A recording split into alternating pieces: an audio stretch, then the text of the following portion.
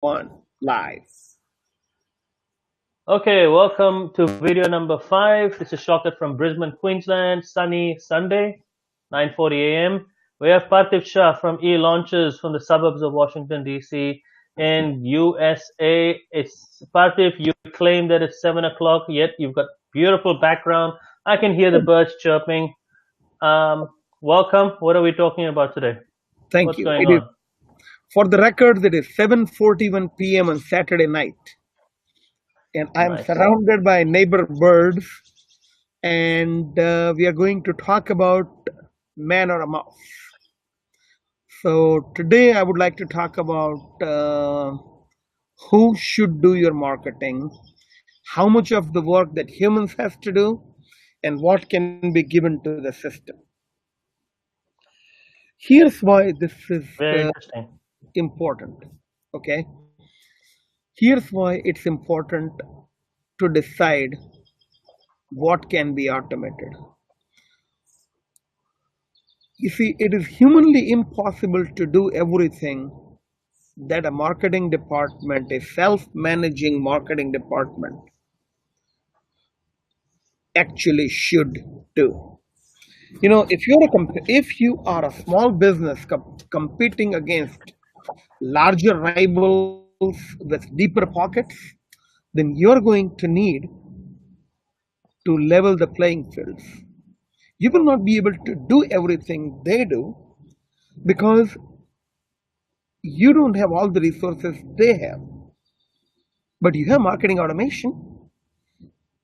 You can automate certain parts of follow, nurture, stay in touch, and reminders that reminds you on when to make the call. That's what marketing automation is all about. But you asked me a very interesting question off the record. Can I repeat the question and then I can answer that, Shagun? Go Here's ahead. what you asked me. How do we know what to automate? Remember that? Mhm. And when I said we will talk about set it and forget it, you asked me, what do you mean forget it? Forget it for how long? And I'm like, we will get up to that when we get on air. So let me answer both your questions. I'll start with the second one. When you say set it and forget it for how long, right? And So, the reason I asked that, think about Dan Kennedy's Gold by the Inch program. yeah. And this is before marketing technology. So he created an ad that ran on TV, same ad, 8 years. Mm-hmm. 8 years. I don't call that an ad. I call that a marketing asset, not an ad. So, Yes. so now that's an extreme case. It doesn't happen all the time, but it does. Gold by the Inch franchise program, Yeah. 8 years, set it and forget it. So when Yes. it comes to marketing technology, what is a more realistic expectation when we say forget it?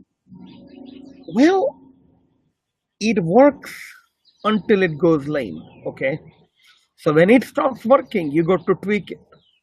Can I show you an example of a real marketing asset? A Hmm. long-term marketing asset that I am using for me? Go to elaunchers.com/HVC2, number 2. elaunchers.com/H like Henry, V like Victor, C like Charlie, number 2. On this landing page, you will actually see an entire campaign that I have laid out.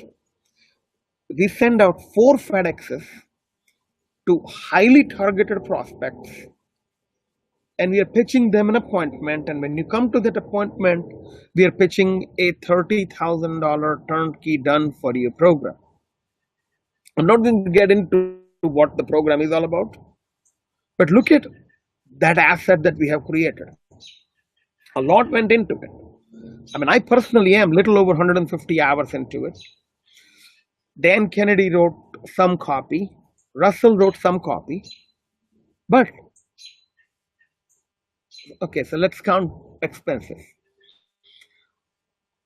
I'm 100, 150, 100 to 150 hours of my own time, plus about $40,000 out of pocket. The program has been running for about 8 months now. The idea was conceptualized in June 2019, June 2018. And we began thinking about it, working together, concept, strategy, experimental, soft launch, selling to friends and family, and then we rolled it out in November, maybe August. Okay, so August September time frame. So today is what, April? So it has been running for maybe 6-7 months.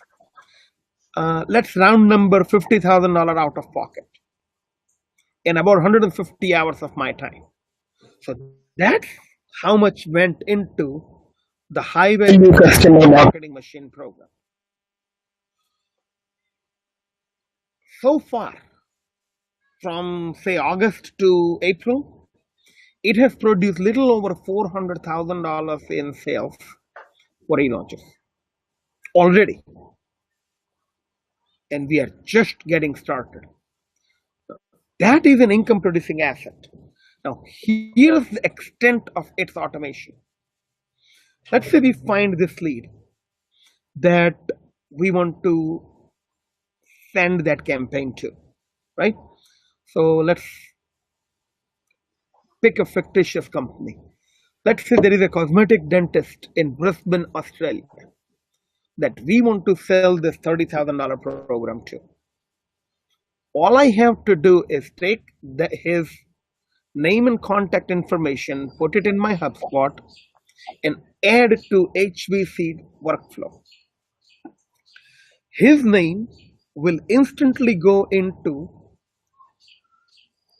a sequence. Step 1, it'll go to one of my students' desk to research.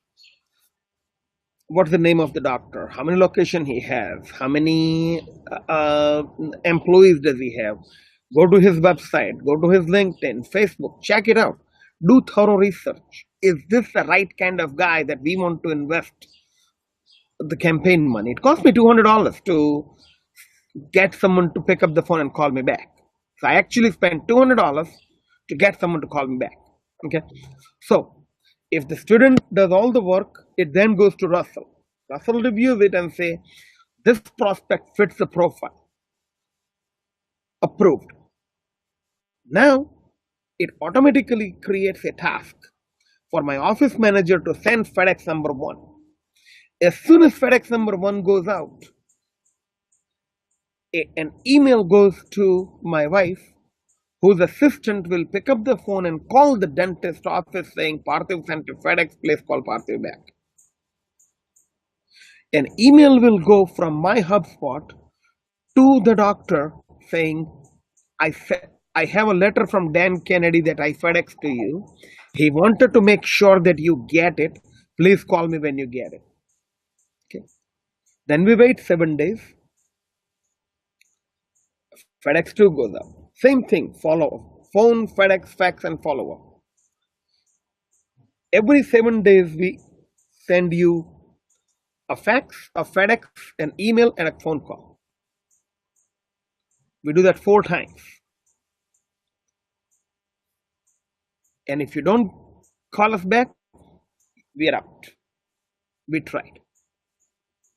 That is what I mean by set it and forget it. If I want to add a dentist to that campaign, all I have to do is put them at the top of that campaign, and the process will take it from there. So I'm using a software called HubSpot. What you see on the screen here, that is an Infusionsoft screen. I've been building marketing automation system or marketing automation campaigns on Infusionsoft since 2009. I began using HubSpot and ActiveCampaign since 2016. I genuinely, absolutely, with all my passion, all my heart, I love marketing automation. You know why?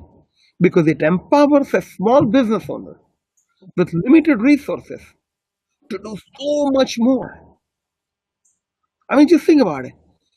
I can know that Shaukat is my prospect, and I can enter Shaukat's name, email, and phone number in my CRM and hit one button, and a series of four FedEx, four fax, four sets of emails, and four sets of phone calls are triggered. And more important, if Shaukat calls me back saying, "Yes, Parthiv, let's talk about your HVC program," that whole sequence starts. Think what you as a small business owner can do if you had that power. Now, it is set it and forget it right now. If I keep spending $200 per prospect and if I'm not getting phone calls, it is not working. I can't forget it. I got to go and tweak the letters. Was that helpful? So a few thoughts there. Number one, the clarification is marketing technology is the enabler. It's not the solution as such. Yes. It ensures that things. So it's a McDonaldizing factor, not to demean the work you do. But when you go to McDonald's, you have a whole bunch of automation there, but humans are still involved. Like Uh-huh. your wife's personal assistant, Russell, Mhm. your students, even yourself. Someone's Yeah. gonna make a phone call. Someone's gonna send a FedEx out. Yes. Someone's gonna send a fax. Someone's actually got to do that. And I think this is where a lot of people get confused when they invest in automation technology. They think they think the automation is a solution when the automation is actually an enabler to systemize the processes to get things done. Yes. But there's a few pitfalls I noticed because people, in the old days we had the thing called death by PowerPoint. You would get a smart person to make a beautiful PowerPoint, but when it came to presentation, when you don't have presentation skills, and like you just mentioned earlier, when you don't know your market, you don't research your audience, you think the PowerPoint is going to sell it for you, but the speaker has not done the research required, right? And then they fail, so they blame it on PowerPoint. But really, so you need someone who knows how to research, like your students. Someone has to train them. You need someone who can actually make a phone call, can handle objections in a graceful and respectful way without being pushy and hard. You need someone intelligent like Russell and your team to verify if the prospect is of value, because it's costing you $200 per phone call, it's costing you more for a FedEx. Then you need someone who's like a personal assistant of your wife. So there has to be an element of competency as well. It's not just marketing technology or any automation is just going to solve world hunger. It's an enabler. It's a systemizer. I think another thing, and remember, if we talked earlier that if we did have different of opinions, we wouldn't be really adding value. So True. I heard you said you stop after 4 weeks, but yet even Dan Kennedy talks about the moving parade, and I think Jeff Walker at one stage he did some research around when people buy, and only about 3% of people buy now, right now, meaning in over 85% of buyers, not prospects, actual buyers, people who spend money, will take anywhere from 3 days to 18 months. I agree. And of that 80% of those Will 80% of fall those after 85% will buy within seven. don't After quote me, 7 months. it's about 9 months. Yes. 9 months, Yes. because Yes. situation changes. But it You're doesn't right. make sense to send a FedEx, and that's another topic. That's money match, we'll talk about it later. But it No. doesn't make sense to send a FedEx every single week and making phone calls every single week. No. So So my here's view what is a 4 week. 100. Yeah, I agree with you. So you caught me. I didn't tell the rest of the story. So No, here's no. Okay. So hang on. Wait. Because we're talking, as long that can be another topic. It's not an issue. I just thought I'd share that, and then people yeah. can research it, right? But Mhm. and you agreement because you may Yes. have a bigger funnel, which I'm sure you do, Yes. which captures the long tail Right. customers. But Yes. in Yes. Yes. regards to this specific topic, let's Yeah. make sure we're focusing on this topic. What Yeah. are we? What else Yeah. can we add for people to Okay. understand the importance of marketing technology. And you gave a fantastic case study. So it's Okay. a tangible example. So here's what, now to your point, after four aggressive attempts, I'm not just dropping them off. I'm adding them to long-term nurture. They will get a weekly email and they will get a monthly blog list. So you get 3, 4, 5, 6 articles once a month as saying, here are the articles we have published, click to read. And then once a week, they get an email that has a couple of articles from my blog. And then random articles, they're not specifically designed to you, but it is a top of the mind awareness. And then if they click on any one of those booby traps, they go right back into the FedEx funnel where FedEx starts. So one thing HubSpot does for me is it sends me and my team an email reminder that Shaukat visited your website and went on this page.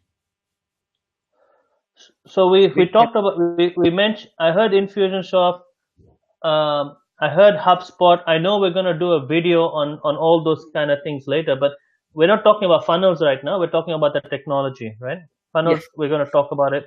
But in terms of technology, what is Infusionsoft? What does it do? And people might not want to use Infusionsoft. They might want to use something else. What is HubSpot? What does HubSpot do? What are the marketing technologies do you do? Anything else? I think ClickFunnels. And why and what function or what role do they play? Let's talk about that a little bit. okay.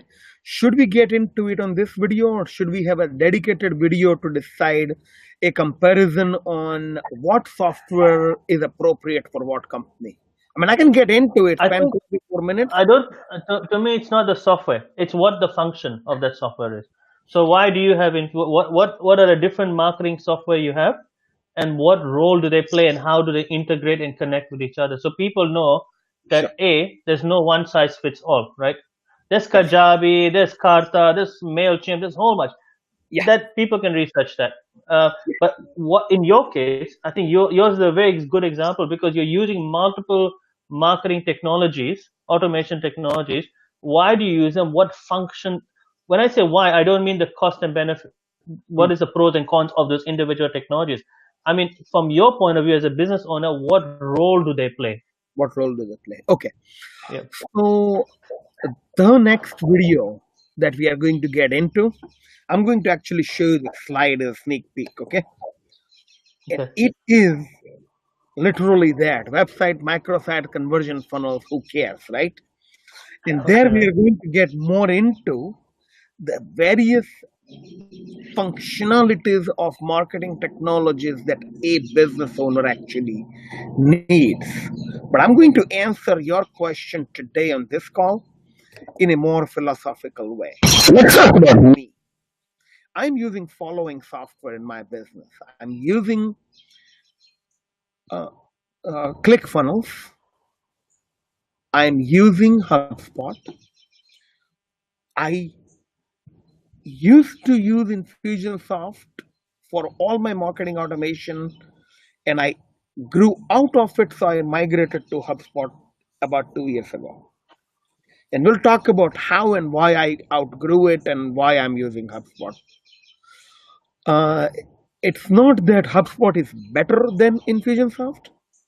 I needed certain functionalities of HubSpot that Infusionsoft didn't give me. I can afford to spend the time and money on it. I can justify the cost, and the benefits outweighed. It was a problem worth solving. So I migrated all the functionalities of WordPress into HubSpot. I migrated all the functionality of Infusionsoft into HubSpot. HubSpot doesn't do its own native e-commerce, so I had to reconstruct the Infusionsoft e-commerce engine into Shopify and connected Shopify to HubSpot. Now, my website, my blog, my landing pages, my funnels, they are all in HubSpot. So I have migrated everything from ClickFunnels largely into HubSpot because I wanted is so by going to HubSpot I went from 11 pieces of software into one piece of software. HubSpot is obscenely expensive. Okay. I mean, look, I'm a certified partner, so I don't pay what you pay. Okay, we get deep discount for our own in-house use. In Infusionsoft, we don't even pay. I mean, but HubSpot, my cost of running my enterprise is about $1,400 a month. I got 20,000 active contacts on my HubSpot. I have all the functionalities turned on, and I'm really using it. My team is using it. I deploy it for me. I deploy it for my clients. So for me, it made sense to make that investment. So every business has a different situation as to where they are today and what they need to do. And that helps me decide what technology ensemble I want to prescribe to you. There is no one size fits all. So the advice I have for you is don't pick your technology deck. Pick the guy that you're willing to trust and let or girl, meaning pick your pilot, pick your information pilot, and let your pilot pick your craft. And that's the advice I have. So coming back, so we'll talk about the details later, as you mentioned in the next video. But Yeah, in just this video, coming back to man or mouse, I think the issue here for a lot of people is they have too much to do. So to summarize it, you don't have to keep hiring more people. mm, What you got to do is have someone who can set up the automation for you, and then it works like clockwork. It works on time every time, based on behavior, based on people's response. You gave an example about how, if I don't buy after a few weeks, but then I read a blog, straight away you get informed. So it's behavior based as well. One thing I like about marketing technology is if you have videos, with the right technology, you can see if someone watched 5 seconds of the videos, mm-hmm. someone watched 50 minutes of a 1 hour video, and based on how much video they watch, it would have a different type of response and reminder email. Yes, yes. So let's so to end this particular video, Mm, technology over the 10 years that I've been involved in, it's just moved so far ahead. It's absolutely amazing. But still, absolutely. it's just a technology. It's still an Mm-hmm, enabler. mm-hmm, Someone competent, someone skilled, mm-hmm, mm-hmm. and you don't have to have them full time as well. When I was Yep. working with businesses, it was never full time. It's not worth having me full time. Someone like myself, and paying a fortune for it. But having someone even on a part time or ad hoc basis to just do what they need to do until their business grows, so they can hire a full time person. Right? In your Mm, case, you got a much more stable business. You got a lot of people, whereas the average business probably doesn't may have 5, 6, 7 people, 10 people in the team, but they're probably busy as it is. So they're wondering, hey, I can't afford to hire a full timer. That's okay. You don't have to. You actually mm. don't have to. There are other ways around it. Yep. Um, Sugar, do we so have man how and are we doing? mouse. Man versus mouse. How are we doing on time? Do we have time to squeeze in one more story? I want to show you a technique. Yes. Okay. Let's May talk. I? Yep. Go ahead. You see on the slide the arrows and the lines going from a Hmm. sequence to to a decision node, and from a decision node into the next sequence, etc. That's right. These are all essentially decision diamonds and workflow. If this then that workflow. How do you go about deciding what to do? So there is a very simple technique. There is a very simple exercise me and CEO of my client company do. And I learned this technique from the CEO of a another Infusionsoft certified partner called Sixth Division, Brett Martineau. He was speaking from stage and he kind of laid it out on screen, and we wrote it down, and it's beautiful. It's called We Do, They Do exercise. Okay, here's how he explained it. We do this and they do that. When they do that, we do this. If they don't do that, we do this. When we do this, they do that. If they do that, we do this. If they don't do it, we do this. And that basically lays out the foundation of what message we send to our prospect given where they are in the stage. So let's put that in action. Let's say you, Shaukat, are my prospect. Okay? I will send you a series of letters and postcards and FedEx. If you respond, I respond, we book an appointment, we talk, I pitch, I close, you pay, I work. If I send you FedEx, if you don't call me, I call you. I call you, you will either answer me or not. If you answer, I pitch and close. If you don't, I send you another FedEx. You see how this whole thing is choreographed on, I have whole bunch of moves ready to go, and your behavior is going to trigger which move I'm going to play. You just mentioned a very important word, which I remember Dan Kennedy talking about with the uncensored sales strategies, choreography. It doesn't have to be haphazard. You hear in a lot of businesses, I do things my way, I do it with my personality. That's great, but there can be a system behind it, right? You have choreography. Choreography, coming Yeah. back to the whole series about what I do, it's about turning your business into a wealth creation machine. Yes. You can only do that when you have something that's predictable. To get predictable, if that's the word, predictability, to make it predictable, you need choreography. You need that systematic, predictable, scalable way of doing things. Yes. In order to turn your business into a true asset, worth more than your competition, right? If we come back to the whole reason, and this enables it. What the example you gave, fantastic. We do this, and you do that. What they do and what we do, and sometimes, I like what I really like about this slide is there's actually a whiteboard. In the digital age, everybody wants to go on a screen, but what you've done, you've taken a digital tool and chucked it on a whiteboard. And sometimes it just, I'm guessing that's a presentation thing, but it's worthwhile getting a whiteboard and just writing it out. Okay, we do this, they do that.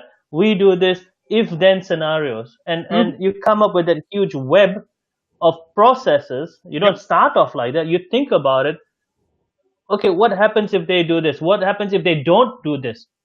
Right? What do we do then? And like you said, it might be a FedEx, it might be a phone call. What if they don't answer the phone call? Okay, then we do X. What if they don't watch a video, or would they watch only half of a video? And then we can do Y. And so sometimes it just makes sense to put it on a whiteboard, write it out physically with a pen, then take it digital. That's awesome. Was this video helpful? I'm really excited. We covered a lot of ground today. I think we covered the main thing about what is marketing technology, what it doesn't do, which is replace human beings completely. It replaces the low skill aspect, the repetitive, laborious aspect of the work, and still humans are still required for the problem solving things that marketing technology cannot do. I can give you one line that will sum up this slide. Go ahead. Marketing automation gives a modern day weapon to a soldier fighting for market share. If you're fighting with a sword, imagine getting a bow and arrow. If you're fighting with a bow and arrow, imagine getting a pistol. If you're fighting with a pistol, imagine getting a machine gun. This And makes human more powerful. I think we're at a point that businesses cannot ignore this. They just cannot ignore it. But it's a double-edged sword. It's like a gun. A lot of businesses, they're sold by, in my opinion, people who don't understand marketing. They're just Mm, salespeople. They don't get it. They don't understand behavior psychology. Maybe they've done a marketing course, but from a creative side, they're not process and systems and business people. So they will sell a mm, solution like a holistic solution. People buy it, yeah, they invest in it, and then they realize, hey, there's all these other components. Just like McDonald's, you need people who are trained yeah, to do the sum of the work. And when that gap happens, they blame the marketing technology company, yeah, right? And to some extent, I like there was an article in Australian Financial Review a few weeks ago about this whole thing about people wasting. Marketing technology it's becoming a bit like in the old days. People were selling websites. You spend 10 grand on a website or more, 20 grand, and the website doesn't bring customers, so they blame the website vendor. Well, I believe marketing technology companies now have a duty, if they're not doing it already, to let the people know that this is just an enabler. There are other components. You do need skilled staff. You do need people who can answer the phone and say, hi, welcome, in a courteous manner. You do need people like that. You know, that's another topic altogether. You do need competent people who can drive your business and not just 100% rely on marketing technology. You'll do 80% of the work, but 20% will make the difference as well by human beings. yep. And with All that, right. I'm done. If you have any closing comments, please Right. continue, and I'm then looking we forward. will switch to the next video. Yeah, I'm looking forward to the next one because we're going to dive right into the technology.